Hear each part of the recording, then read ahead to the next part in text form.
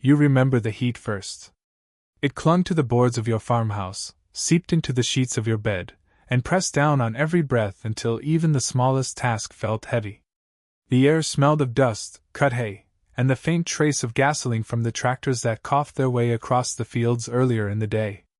Cicadas screamed from the sycamores by the creek, their endless drone folding the afternoon into a single, unbroken note.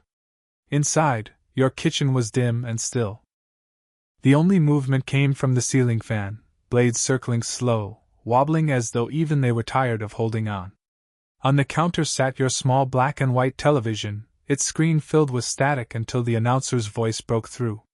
The state lottery numbers rolled out one after another, printed against a backdrop of cheap stage lights that flickered like they were about to die. And yet, each number called matched the ones you had scribbled on your ticket. 3, 9, 12, 21, 30, 34. You blinked hard, checked again. For a moment you thought the static had played a trick. But no, the ticket lying on the table, its edges softened from being folded in your pocket, carried the same sequence. The numbers glowed on the screen with the kind of certainty that couldn't be undone. Your hands trembled, not from excitement but from something colder, sharper. You set the ticket down carefully between the salt shaker and a stack of unpaid bills. $47 million. The sound of it in your head was too big for the room. You didn't leap from your chair or shout. That kind of joy belonged to the families you'd seen in commercials, the ones with balloons and confetti, the kind that believed money could fix everything. You knew better. Here in Willow Creek, money didn't fix, it divided. You thought of your father, who had once asked for money to patch the roof but spent it on bourbon instead, staggering home from the tavern with excuses on his lips. You thought of your sister, who had promised to repay the wedding costs you'd covered but never spoke of it again, her new husband's smile sharpening each time he passed you at the table.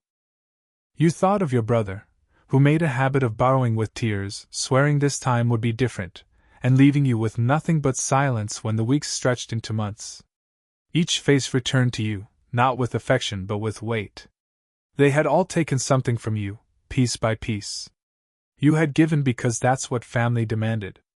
But family had never given back. The cicadas outside grew louder, as if the world wanted to swallow the thought before it could grow into decision. But the decision had already taken root. You would tell no one. Not your family, not the town. Because in a place like Willow Creek, secrets spread faster than the morning fog. You had seen it happen too many times. A woman whispers about trouble with her husband, and by sundown, the whole town knows more about her marriage than she does. A man misses church one Sunday, and by Tuesday, folks are convinced he's lost his faith, his job, or both. What would they say about you if they knew you held the winning ticket? Not that you were fortunate. Not that you had earned a reprieve from the weight of bills and repairs. They would say you were rich. And in this town, rich meant ripe for envy. Rich meant a target. You rose from your chair and crossed the creaking floorboards to the shelf above the sink. The Bible your mother had given you years ago rested there, its cover cracked, pages warped from the damp of summers long past. You slipped the ticket between the pages and closed it gently, the leather groaning in your hands. That would be its hiding place. No one in your family opened that Bible anymore. No one in town would think to look for salvation there. As the evening deepened, you sat on the porch, the wood warm beneath your palms. Across Main Street, lamps flickered to life one by one. Gus's general store glowed with its familiar yellow light, catching the dust that swirled in the air like golden mist. Children ran barefoot across the road, their laughter echoing through the heat, while their mothers called from porches where the screens sagged in their frames. The town looked ordinary, the way it always had. And yet, everything had changed. For the first time in years, you let yourself imagine what it would feel like to live without fear of the next overdue notice, the next repair you couldn't afford. To walk into Gus's and buy something without counting coins twice. To sleep without adding and subtracting in your head until morning came. But just as quickly, another image rose, the look in your sister's eyes if she knew. The hard line of your father's mouth when he calculated what he could ask for. The silence from your brother that would arrive right after the request. No. You would not tell them. Not yet. Perhaps not ever. The thought carried a strange comfort, but also a heavy kind of thrill. What if you could turn this silence into more than just protection? What if you could use it? Test the people who had always tested you. See who they truly were when you had nothing to give. The idea rooted itself in you like a seed, small but unstoppable. This wasn't just a secret anymore. This was the beginning of your quiet revenge. 2 days passed, and the air in Willow Creek did not change. The same heat pressed down on the streets, the same cicadas filled the evenings, the same lamps flickered above porches as neighbors leaned into their screens to trade stories. The world seemed content to remain as it always had been. But for you, everything was different. The winning ticket stayed folded between the pages of your mother's Bible, tucked on the shelf above the sink. Sometimes you found yourself glancing at it, as if you could see through leather and paper to the fortune hidden inside. Other times you pressed your palm against the book just to feel its presence, to remind yourself it was real.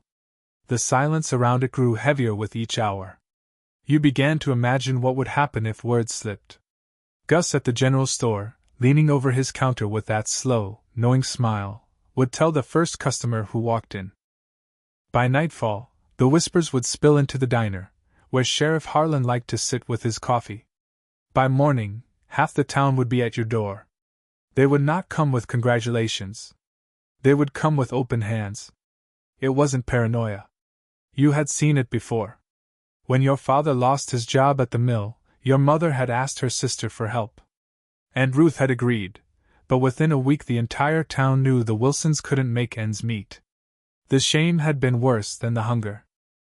And when your father did finally find work again, the whispers never quite stopped. Or when your sister needed money for her wedding. You had slipped her what you had, scraping together enough to cover the flowers she insisted on. She had smiled, promised to repay you before the honeymoon ended.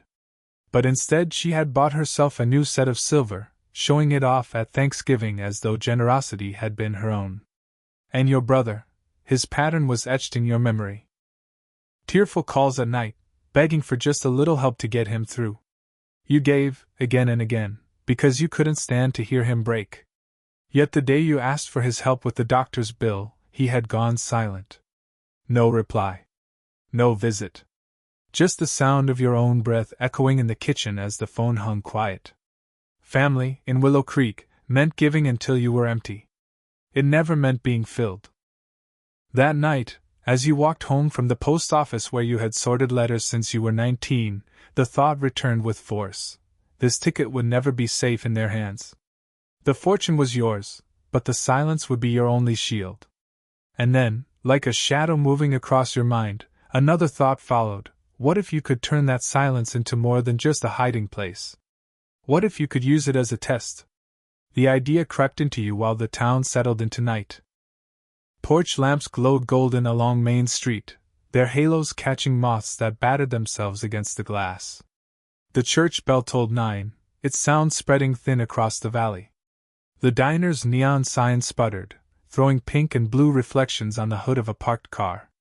You walked slowly past it all, your footsteps steady on the cracked sidewalk, and you thought about lies, small ones, harmless ones. What if you told your family that the post office was closing? That you had no savings to fall back on? That you needed help, just for a little while? Would they come to your side then? Or would they turn away, the way they always had? By the time you reached your porch, the decision had begun to take shape. You sat on the steps, the wood warm against your palms, and listened to the night breathe around you. The crickets joined the cicadas now, weaving a steady hum. Across the road, a neighbor's radio crackled faintly through the screen door, a country song about heartache and rain. This town had always been a place where appearances mattered more than truth. If your plan worked, it would strip those appearances away. It would show you who cared for you, not for your money. And if the truth of the ticket never came out, at least you would know. The thought was both frightening and satisfying. It would be a kind of revenge, though you would never call it that out loud. The sort of revenge that moved quietly, the kind that didn't need anger or shouting. Only silence, and patience, and the certainty that when the time came, their choices would betray them. You looked up at the sky, where the stars barely managed to pierce through the heat. And for the first time since the numbers had matched on your screen, you let yourself smile. Because you knew now, this fortune would not only change your life. It would expose theirs. You told yourself it was only a thought, nothing more than a passing idea born of heat and silence.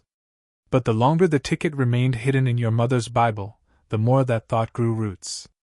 You could not spend the money, not yet, not without raising questions. But you could use the silence to draw out the truth. The plan came together late one night as you sat at the kitchen table with a single lamp burning overhead.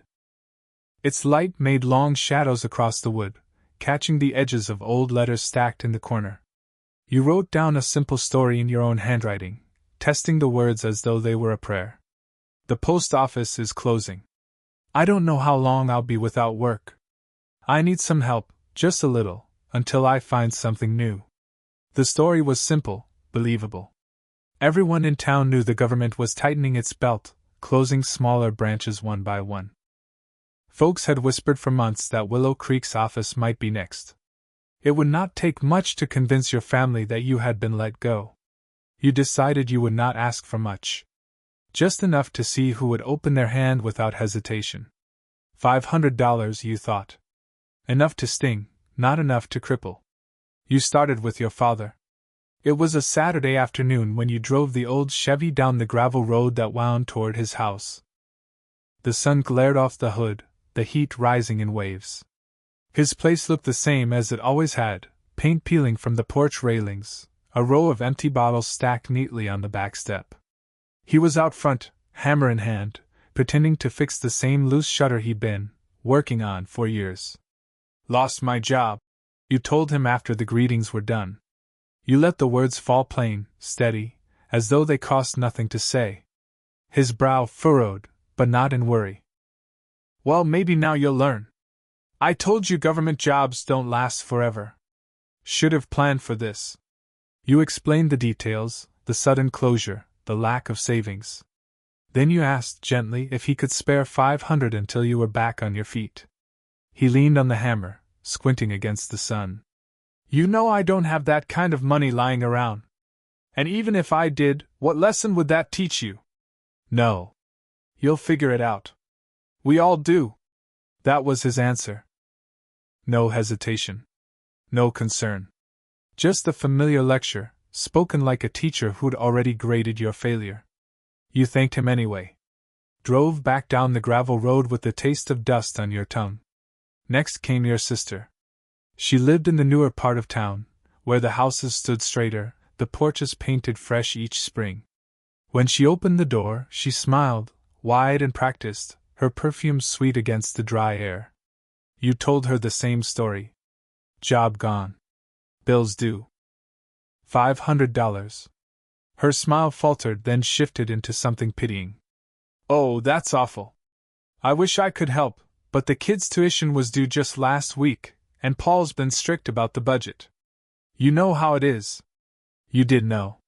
You had paid for her flowers once, when her wedding budget had gone too far. You had given her enough to cover what she called the little extras. But now she could not spare even a fraction of that in return. She pressed your hand across the polished kitchen counter. I'll pray for you, she said. The words sounded like a door shutting. By the third ask, the pattern was clear. Your brother didn't even let you finish the story. I'm tight myself, he said over the crackle of the receiver. Wish I could help, but things are rough. You could hear laughter in the background, voices rising from whatever party he was calling from. He promised to call you back soon. He never did. One by one, the doors of your family closed. Each with excuses rehearsed, each with eyes turned elsewhere. And yet, not all silence was empty. Aunt Mabel, your mother's younger sister, lived on the far end of town in a house so small it could barely fit her books and her cats. When you told her the same story, her hand went immediately to her worn purse. She dug through its clutter until she found a faded envelope with bills folded inside. It isn't much, she said, sliding it across the table. But take it. And if you need a place to stay, the sofa pulls out. It's yours as long as you need it. $300. Nearly all she had, you knew. You tried to refuse, but she pressed your hand firmly. Family helps family. That's all there is to it. Her words lingered long after you left her house, the envelope tucked into your coat pocket. The golden light from her single lamp had caught the edges of her face, tired and lined, but honest. She had the least, yet gave the most. And in that moment, you knew your plan was already working. The silence was revealing the truth. That night you sat again at your kitchen table, the Bible heavy on the shelf above you, the winning ticket hidden within. The lamplight threw long shadows across the walls, and the cicadas outside sang their endless song. You thought of your father's lecture, your sister's pity, your brother's silence. And then you thought of Mabel's hands pushing the envelope toward you, her voice steady in the golden light. The test was not over, but already the answers were beginning to take shape. You were not just holding a fortune. You were holding their measure. And soon enough, they would see what silence could do. By midweek, the story had begun to breathe on its own. You had told only a handful of people, your father, your sister, your brother, and Aunt Mabel. Yet in a place like Willow Creek, silence was never more than a thin cloth. Words found their way through, slipping from porches to pews, from counters to cafes. By Wednesday evening, you felt the weight of eyes following you as you walked down Main Street. You had chosen to carry your errands as usual, basket in hand at Gus's general store. The bell over the door jingled as you stepped inside, the air cooler than the heavy heat outside. The golden light of the hanging lamps spread across shelves lined with canned peaches and bags of flour. Yet the hush that followed you was louder than any greeting. Mrs. Hanley, who always worked the register on Wednesdays, gave you a smile that did not reach her eyes. Behind her, Gus himself leaned on the counter, polishing the same glass for the third time. The other customers glanced your way, their conversations shrinking into murmurs. It did not take long before you heard it yourself. Lost her job down at the post office. They say she didn't save a dime. She's asking for handouts now. The words crawled across the store, thin and sharp. You kept your head down, moved through the aisles, and felt each one prick against your back. The very people you had once helped, quiet loans for groceries, shared meals when crops failed, were now sharpening their knives in whispers. The test widened as you made the rounds. You stopped by Aunt Heather's house, her porch painted crisp white, her garden trimmed to perfection. She invited you in with a smile that never warmed her face. You told her the same story, post office closed, bills due, 500 needed. She sighed and folded her arms. I warned you about that job years ago. No future in government work. You should have taken that position at the bank when it was offered. But you never listened. You reminded her you only needed a little help, just until something else came along. Her eyes hardened. We've all had hard times. But you don't see me running around asking for handouts. No, dear, you'll just have to learn to stand on your own 2 feet. Her words stung less than the satisfaction with which she delivered them. She wanted you to fail, to prove herself right. Cousin Ray was worse. You found him leaning on the hood of his car outside the tavern, a cigarette dangling from his lips. You explained carefully that you needed help. He nodded slowly, as though he understood, and slapped your shoulder with false sympathy. Sure thing, he said. I'll get you some money. Just need a couple of days. But when you returned, he was gone. And when you asked again later, he laughed it off, promising next week, then the next. His words were smoke, nothing more. The pattern repeated itself. Polite refusals, excuses cloaked in pity, outright silence. Each encounter left you both heavier and lighter, heavier with the weight of their betrayal, lighter with the clarity it brought. You no longer had to wonder who would stand with you. The answers were laid bare, one by one. Only Aunt Mabel remained steady. She checked on you twice that week, her voice soft on the telephone, her hands warm when she clasped yours after church service. Her $300 still sat folded in the drawer beside your bed, untouched. You had not spent a cent. You never would. It was not the money that mattered, but the truth it carried. By Friday, the whispers had grown legs. You heard them at the diner, where Sheriff Harlan leaned too close to the waitress, asking if she'd heard about you. You caught them at the churchyard, where Mrs. Patterson told her friend that you had been careless, that you were finally reaping what you had sown. The shame burned, though you had nothing to be ashamed of. It was all a story, carefully spun from silence. And yet the town believed it, held it against you, as if they had been waiting all along for a reason to sneer. That night, sitting alone on your porch, you stared at the Bible on the shelf inside, its cracked cover hiding more money than anyone in Willow Creek could dream of. And you realized something sharp and certain: this town did not want your success. It wanted your failure. But they would never have it. The secret was yours. And now, so was the power to decide who would ever share in it. The cicadas sang on, their chorus steady as the stars blinked faintly through the haze. And you sat in the golden lamplight, the test unfolding before you, each answer carving itself deeper into your memory. Your silence had become a mirror. And one by one, they were revealing themselves. The days slipped forward, each one heavier than the last. The heat had not left Willow Creek, but now the sky hung low and swollen with clouds, the kind that threatened rain for hours without ever releasing it. The stillness pressed on you in ways the heat alone never had. It filled the streets, the porches, even the air inside your house, making each moment feel stretched thin. But the quiet was not empty. It carried whispers. At Miller's Diner, where the smell of fried potatoes and coffee clung to every booth, you could hear them when you walked in, faint threads of conversation that snapped shut the moment you sat down. The women at the counter leaned toward each other, voices lowering, their eyes flicking toward you and then away. At the church, where the organ pushed hymns through the rafters each Sunday, you felt glances skim your back like cold hands.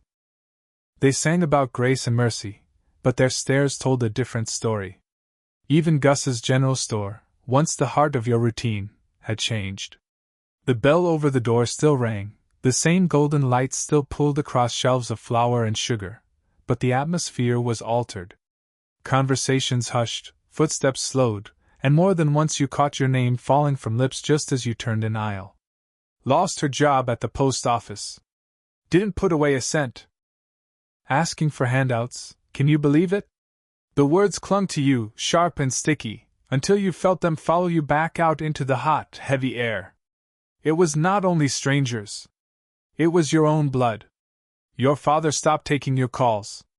When you asked about him through neighbors, you were told he was too busy patching the porch, though you had seen that same shutter leaning crooked for years. Your sister, once quick to invite you for coffee, pulled her curtains closed when you passed her neat little yard. Your brother, who had once called in the middle of the night sobbing for help, now vanished entirely, leaving nothing but rumors of laughter spilling from tavern doors. Each silence was a confirmation. Each refusal, a confession. They had always taken from you. Always. And when the time came to give, their hands drew back as though scorched. One evening after service, you lingered outside the church. The congregation spilled into the yard, voices rising with the smell of rain in the air. Lanterns lit the path, their glow soft but uneven, shadows breaking across faces that looked everywhere but at you. Mrs. Patterson approached, her hand tucked neatly into her husband's arm. She tilted her head, her smile polite in the way a blade was sharp. We heard about your troubles, dear. Such a shame. But maybe it's for the best. Teaches us all a lesson about saving for harder days. Her words were honeyed, but the sting beneath them was deliberate. You nodded, thanked her, and walked away before the tightness in your chest betrayed you. Behind you, her voice lifted again, carrying to the ears of anyone still lingering nearby. You didn't need to hear the words. You already knew their shape. It was Aunt Mabel who kept you from sinking entirely. She called 2 nights later, her voice soft through the line.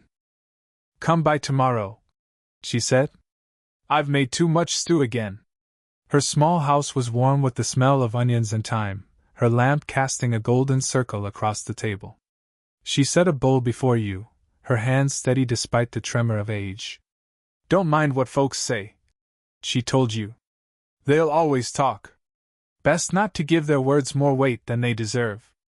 You ate slowly, the warmth spreading through you, and realized she was the only one who had offered more than excuses. She had little to give, yet she had given freely. That truth sat heavier than the whispers. When the storm finally broke, it did so without warning. You were sitting on the porch that night when the first drops struck, sudden and sharp, followed by sheets of rain that hammered the roof and streamed down the windows. The sound filled the air, drowning out even the cicadas. The porch smelled of wet wood and earth, the air cooler, cleaner, as if something had been washed away. You watched the water rush along the dirt road, pooling in the ruts, carrying leaves and dust into the dark. And you thought about cleansing, about truth. About how storms revealed the weak places in roofs, the cracks in the foundation, the places where rot had already taken hold. Wasn't that what your silence was doing? Revealing the weak spots in your family, the fractures that had always been there but had remained hidden. Inside, the Bible sat heavy on the shelf, its cracked cover holding more than salvation. The ticket rested within, still folded, still untouched. But its weight was no longer just money. It had become a mirror. They thought they were judging you. But in truth, you were judging them. You stayed on the porch until the rain slowed, the lantern light shimmering on puddles that reflected the trembling trees. You felt a clarity you hadn't known in years. This was no longer only about surviving their indifference. This was about justice. The whispers they spread, the pity they offered, the silence they kept, all of it would be remembered. You would decide who would share in the truth when the time came. And when it did, your silence would not be weakness. It would be your revenge. The night held its breath. The town slept under the hush of rain. And you, sitting with your hands folded in the lamplight, knew that the game had only just begun. By the start of September, the heat had finally broken. The rains came in fits, leaving the air damp and restless. Willow Creek smelled of wet soil and wood smoke, chimneys coughing to life in the evenings. The town wore that scent like a coat, heavy and clinging, and with it came the shift you had expected, whispers turning to voices. It no longer stopped when you entered a room. At Miller's Diner, the corner booth where you had once shared coffee with your sister now held two women from the congregation. They didn't lower their tones when you walked past. If she'd been smarter with her money, she wouldn't be begging now, one said, loud enough to cut through the clatter of dishes. The other nodded, her fork pausing midair. And imagine, all those years at the post office, nothing to show for it.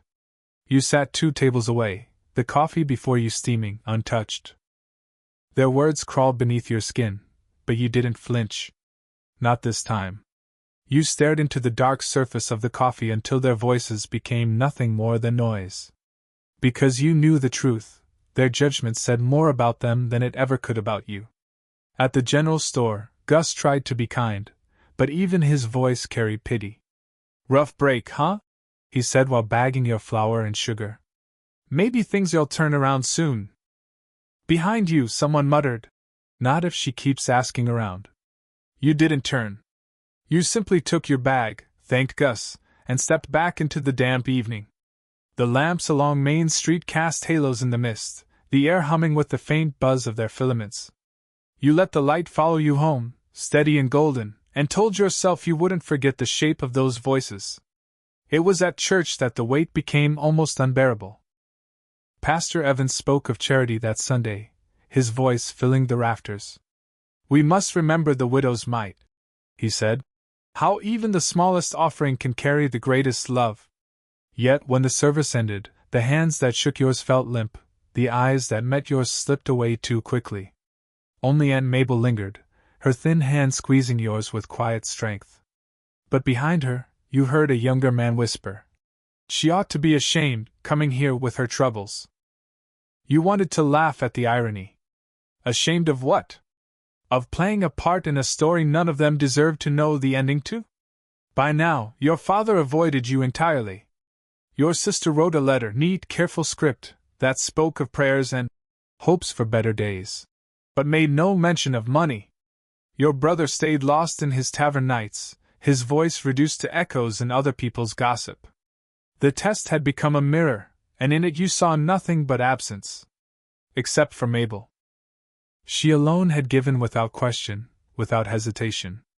Her $300 remained untouched in your drawer, the bills folded soft with her hands.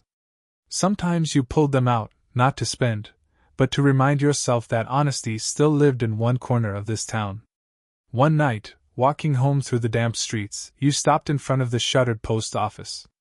Its windows reflected the weak glow of the street lamps, the glass streaked with rain. The sign on the door was still there, closed until further notice, but the building itself felt like a ghost, hollow and forgotten. You stood there a long time, your hand resting against the doorframe. Once, this place had been your life. Now it was your alibi, the shell of a truth you had twisted into a lie. And it had worked. Too well. The town believed you were ruined. And in that belief, they had shown you exactly who they were. That night, back in your kitchen, you pulled the Bible down from the shelf. The leather was cracked, the pages curled at the edges, and deep inside lay the folded ticket. You held it for the first time in days, the paper warm from your hand. $47 million. The thought was still impossible, too large for the room, too large for the town. Yet it no longer felt like a secret you had to protect. It felt like a weapon. You thought of your father's lectures, your sister's excuses, your brother's silence, your cousin's false promises, your aunt's scorn. You thought of Mrs. Patterson's smile, of the diner's sharp voices, of the pity in Gus's eyes. And you realized something certain. This money would never fix Willow Creek. But it could unmask it. It could carve a line so sharp that none of them would ever mistake your silence for weakness again. You slipped the ticket back between the Bible's pages, set it gently on the shelf, and sat in the golden pool of lamplight. Outside, the rain tapped against the window, steady, relentless, like the ticking of a clock counting down. You knew then, your revenge had already begun. And it would not come with noise. It would come with silence. By early September, Willow Creek carried the weight of late summer like a burden it could not shake.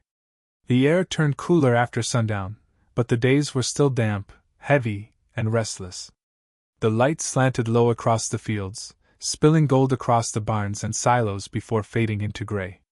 You walked those roads often now, not for errands, but because you needed to feel the town around you, to see it, to hear it, to measure the ways it was changing.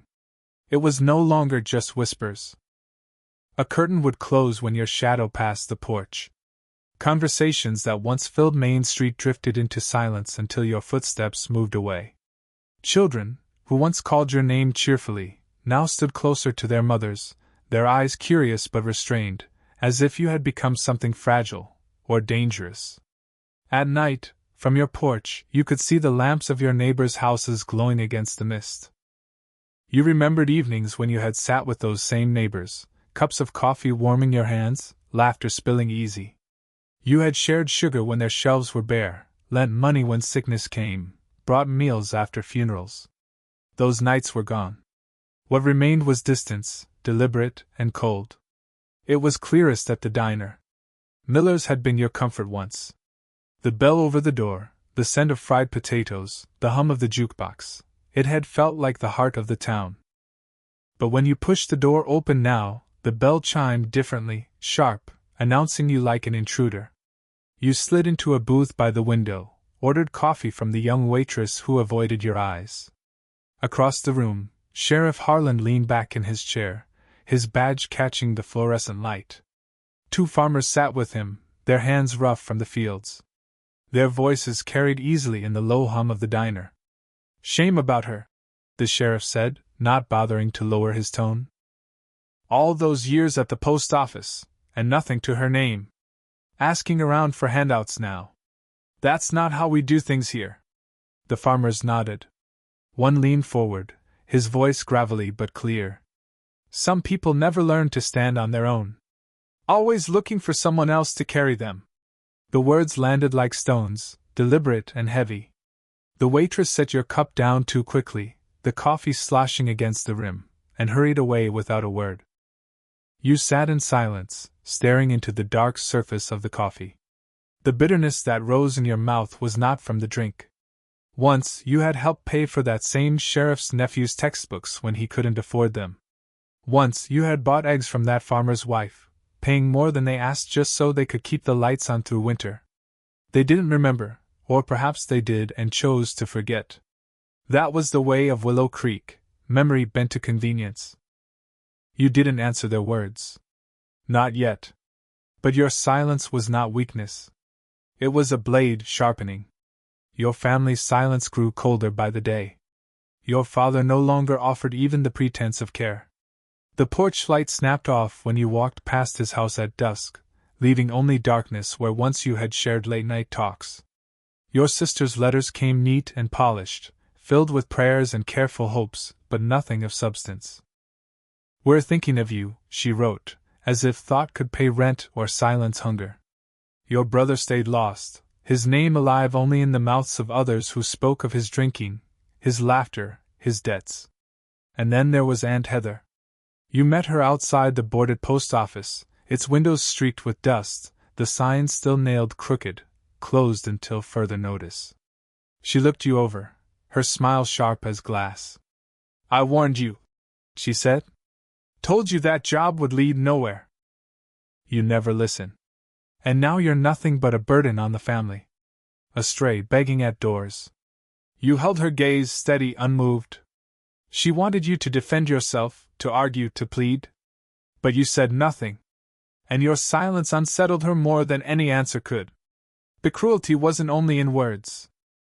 It was in the way doors closed too quickly, the way hands brushed yours aside at Gus's store when you reached for flour, the way pews at church seemed to fill faster whenever you approached, leaving you standing at the back. One Sunday, Pastor Evans preached about charity, his voice rising through the rafters. "We must remember the widow's mite," he said. "Even the smallest offering is seen in heaven." Yet when service ended, the handshakes you received were limp, the smiles brittle. Behind you, you heard a voice, low, but meant for you. "She ought to be ashamed, coming here as if she belongs." The words clung to you like damp air. You carried them home, step by step, until you sat once more at your kitchen table, the golden lamplight spilling across the wood. The Bible lay before you, its cracked leather cover worn from years of use. Inside, folded between its pages, the ticket waited. You drew it out slowly, the paper soft at the edges, fragile yet weighty. $47 million. The inked numbers stared back like a prophecy. It was no longer a secret to protect. It was a weapon. You thought of the sheriff's words, of the farmer's nods, of your father's darkness, your sister's hollow prayers, your brother's silence, Heather's smile. You thought of the town's judgment, of the voices that carried your name like an accusation. They believed you small. They believed you weak. They believed the story you had spun. And in believing it, they revealed their truth. But you held the real truth in your hands. Enough money to unmake their story, enough to write another. You didn't dream of parading it through town, of throwing it in their faces. That would be too easy. No, your revenge would be quiet, patient, precise. You would use it to build a life untouched by their judgment, to stand in stark contrast to their voices. You would help where they would not, give where they refused, create something beyond their reach. And when they looked at you, years from now, they would see not failure, but their own reflection, empty, selfish, hollow. The rain began again that night, tapping gently at first, then harder against the roof. You sat in the glow of the lamp, the ticket folded between your fingers, and felt certainty settle deep in your chest. This was no longer an experiment. This was your plan. And it would not come with noise. It would come with silence. The week dragged itself forward, heavy with rain. Willow Creek was washed in gray, its clapboard houses dripping, its dirt roads carved into streams of mud. The lamps along Main Street glowed dimmer now, their light refracted through mist and drizzle, painting halos that blurred the edges of everything. You moved through it slowly, almost invisibly, though eyes always found you. It wasn't whispers anymore. It was words, sharp and plain. At Gus's store, as you reached for a loaf of bread, 2 women in wool coats exchanged looks that weren't hidden. "I heard she's been at it again," one said, tilting her head your way. "Asking around. Shameful at her age." The other sighed, her voice heavy with satisfaction. "Some folks dig their own holes. You can't pull them out once they've chosen to live in the dirt." You set the bread down gently, not answering, not even glancing their way.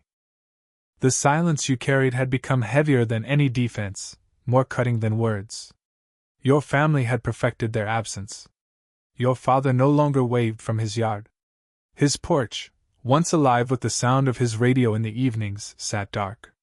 Your sister's letters kept arriving, neat as lace, each one a performance of care. "We're praying for you. Keep faith. Hardship makes us stronger." But there was no mention of help, no hint of offering. Your brother had turned himself into a ghost, yet you heard about him in the taverns, his debts growing, his laughter spilling reckless into the night.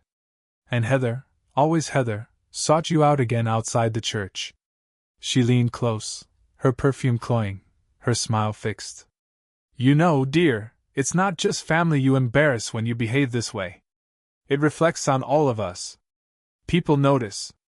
You met her gaze steady. She wanted you to shrink. She wanted shame to bend your shoulders. Instead, you stood taller, your silence stretching the moment until her smile faltered. The town was stripping itself bare.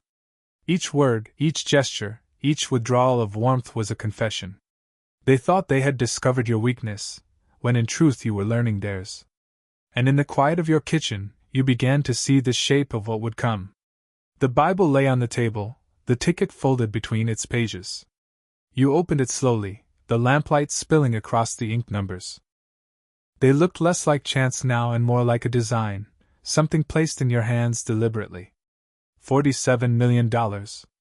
Enough to unmake the story they told about you. Enough to write one they could never erase. You didn't dream of parading it through the streets, of lifting the ticket for all to see. That would be too loud, too cheap.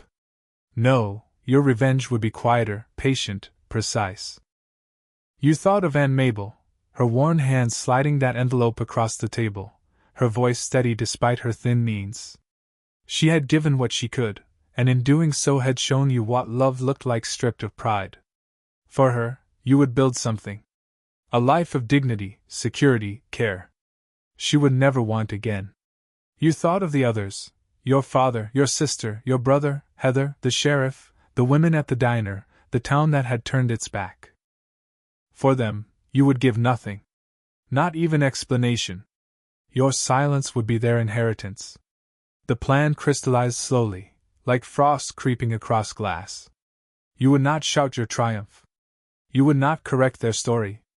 You would live it quietly, building a life so secure, so untouchable, that their words would turn back on them.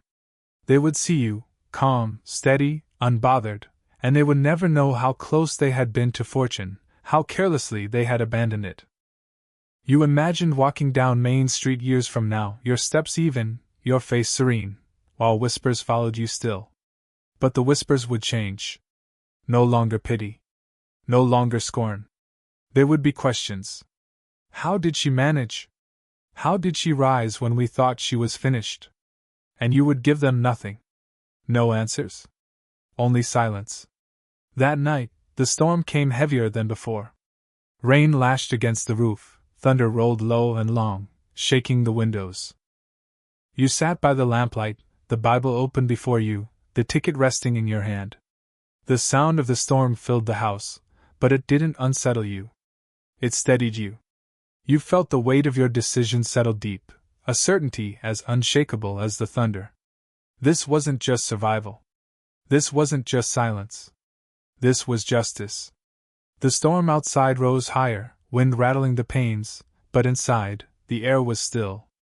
And you sat in that stillness, knowing the shape of your revenge at last.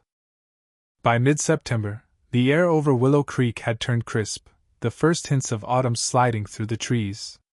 Leaves along Willow Street blushed early, the edges of their green stained with orange and red. The fields grew quieter, the hum of summer cicadas fading, replaced by the caw of crows perched on sagging fence posts. The town seemed to breathe differently now, as though preparing itself for winter. But for you, the chill wasn't in the air, it was in the way people moved around you. The whispers were gone. What remained was open distance. At Miller's diner, your place by the window sat empty. The waitress who once set coffee down with a smile now slid it onto the table without looking at you. The sheriff no longer bothered with half-hidden remarks. His voice carried plain across the room. "She's still hanging around," he muttered to the farmer beside him, his tone rough with disdain. "You'd think she'd move on. But some folks don't know when their time's up." The words landed heavily, but not on you. Not anymore. They slid off like rain from tin. You had heard worse, and by now you understood what they meant, not a judgment of you, but of themselves. Their cruelty revealed them more clearly than any confession could. Even your family had stopped pretending. Your father no longer turned off the porch light when you passed. He simply didn't come outside at all, leaving the house dark and shuttered. Your sister's letters arrived less often, their words clipped, their tone resigned. "We hope you're doing better," she wrote in her careful script. "Perhaps you should think of leaving Willow Creek. It might be best." Your brother, once loud in his needs, had vanished completely. His absence was its own betrayal, louder than any rejection. And Heather, ever eager to wound, sought you out again outside the church. "You're dragging us all down," she said, her voice sharp in the cool air. "People laugh at our name now. I hope you realize what you've done." You said nothing. You let the silence stretch until even she shifted uneasily, her confidence thinning. Because you knew something she didn't. At home, the Bible sat heavy on your kitchen table, the lamplight spilling across its worn leather. You opened it slowly, carefully, revealing the ticket.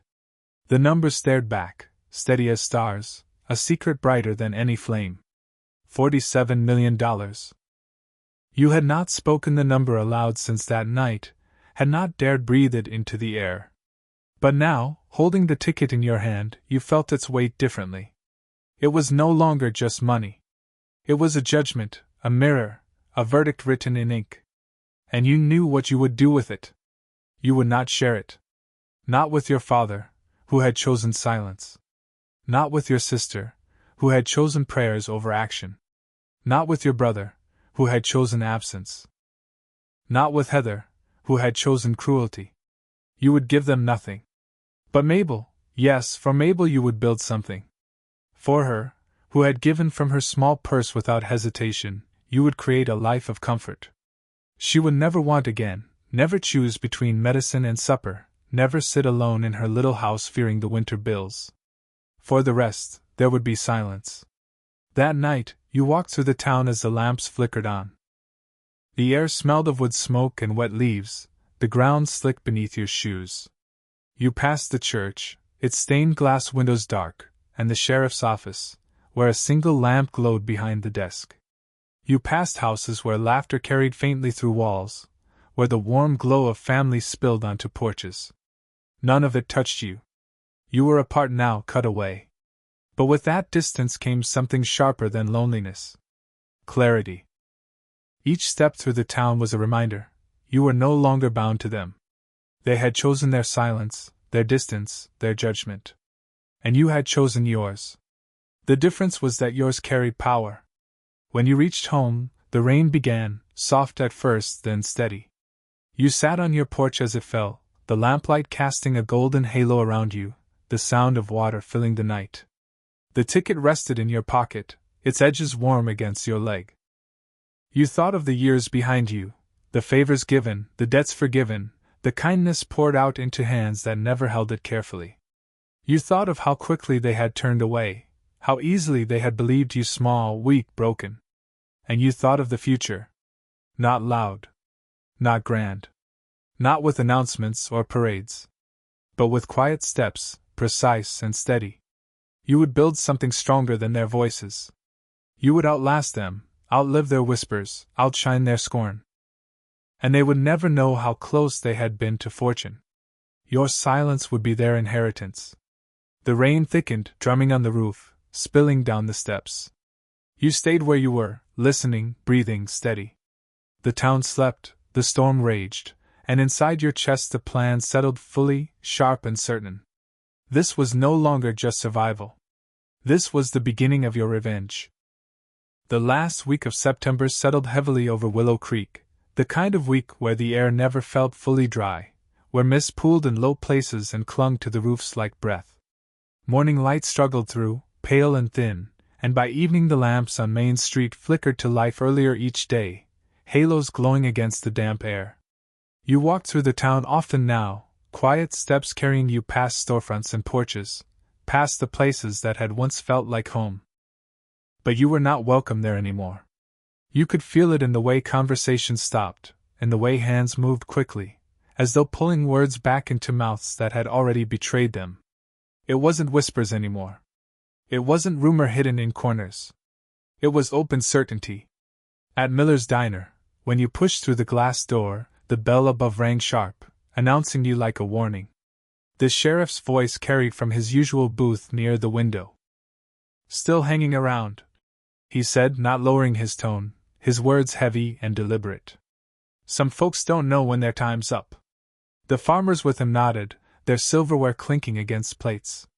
The waitress poured your coffee with downcast eyes, sliding the cup onto your table without meeting your gaze. You sipped slowly, steady, letting the bitterness coat your tongue. The words did not pierce you anymore.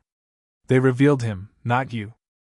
At church, Pastor Evans spoke of forgiveness, his voice echoing through the rafters, but when the service ended, the congregation drifted past you like water flowing around stone. Faces turned politely aside. No hand reached for yours. No one lingered in the doorway to talk of weather or crops. Only Mabel, her hands lined and her eyes soft, found you. "Don't mind them," she whispered, pressing your hand. "The truth always has a way of finding its way to light." You nodded, but you knew the truth was already here. It was folded in the Bible on your kitchen table, waiting like scripture for the right time to be read. That night you sat at that table again, the lamp casting its warm circle across the wood. The Bible lay open, its leather worn, its pages thin. Between them rested the ticket, edges frayed now from your fingers, but the numbers still bold, unshaken. $47 million. The inked lines no longer looked like chance. They looked like judgment, a design. Enough to build a new life. Enough to bury this town in its own silence. And you thought of all the times you had given when asked? The night your brother had called, voice thick with drink, needing money for rent, you had sent it without hesitation. The time your father's roof had caved after the storm, you had written the check, only to see him and Stephanie smiling in photographs from Cancun weeks later. The day your sister wept about her wedding costs, you had gone into debt to ease her burden. The countless small favors, groceries dropped at doors, bills paid in secret, hours of your labor given freely. You remembered it all. And you remembered how quickly they had turned away, how easily they had let their silence replace gratitude. That was their story. But it would never again be yours. You thought of Mabel. You pictured her house, the peeling paint along the shutters, the narrow kitchen where she ladled stew into your bowl. You remembered her words, "Family helps family." She had given more than she could afford, and in doing so had shown you what love looked like stripped of pride. For her, you would build something. A house with walls that did not groan in winter. A kitchen warm with light. Medicine without cost, comfort without fear. She would never want again. And the others, your father, your sister, your brother, Heather, the sheriff, the neighbors who had measured you against their own fears, they would receive nothing. Not money. Not answers. Not explanations. Only silence. The beauty of it was its quietness. You didn't need to prove them wrong. You didn't need to stand on the diner floor and lift the ticket like a banner. You didn't need to return their words with louder ones. You only needed to live. To build. To rise quietly in the face of their certainty. And one day, when they looked at you, they would see it, not weakness, not need, but the mirror of their own betrayal. It would gnaw at them, sharper than anger, heavier than shame. Because silence, when it settles, weighs more than any word. One evening you walked Main Street as the mist curled low. Lamps glowed in their halos, windows shone faintly, and laughter carried muffled from houses. Faces turned as you passed, eyes lingering, voices dropping. You did not slow. You walked steady, calm, untouchable. In your pocket, the ticket rested against your palm, warm, familiar. A secret. A weapon. A promise. You stopped at the post office, its windows still boarded, its sign crooked in the fading light. Once, it had been your life. Now it stood empty, a shell, a reminder of the story they had so easily believed, that you had nothing, that you had fallen, that you were lost. You touched the door frame, the wood rough beneath your fingers, and smiled faintly. Because you knew what came next. Not spectacle. Not fire. Not noise. Silence. The kind that lingers. The kind that makes a town remember. The kind that turns every whisper into a confession. That night, the rain returned, steady and sure, drumming on the roof. You sat in the golden lamplight, the Bible open before you, the ticket resting inside. The sound filled the house, a hymn written in water. And in that sound you found peace. Because you knew at last, revenge did not need fury. It did not need flames. It needed only time. And silence.